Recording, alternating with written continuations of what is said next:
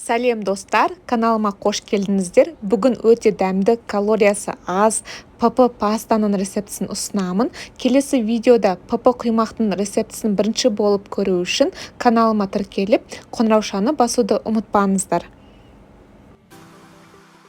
Ең алдымен құс етін майдалап турап аламыз. Құс еті болмаса, сиыр етін пайдалансаңыздар болады. Одан кейін қызанағымызды майда бөліктерге бөліп тураймыз. Сырды өткіштен өткіземіз.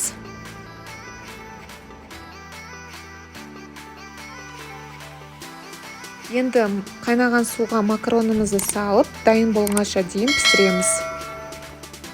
Менде арнайы пастаға арналған макарондар. Осылай араластырып тұруды ұмытпаңыздар, себебі жабысып қалуы мүмкін. Табаға зәйтүн майын құйып, құстың етін қуырамыз. Үстіне бір кесе су құямыз және бетін жабамыз. Суы азайғанша дейін отта ұстаймыз. Енді қызанақты салып, қасықпен араластырамыз. Үстіне 2 ас қасық қаймақ, дәмділігі бойынша тұз, дәмдеуіштер қосамыз. Менде базилик және смес персик дәмдеуіштері.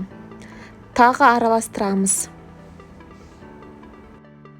Үстіне 1 кесе сүт құйып, қақпағын жабамыз. Жаңағы макаронымызды салып, ақырын қасықпен араластырамыз. Үстіне күштен өткізілген сырды сеуіп, сыры езілгенше дейін бетін жауып қоямыз.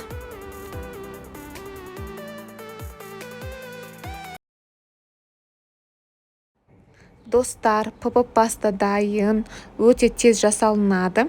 Түскі ас, кешкі асқа мінсіз ыстық тағам. Міндетті түрде жасап көріңіздер, пікірлеріңізбен бөлісіңіздер. Астарыңыз дәмді болсын.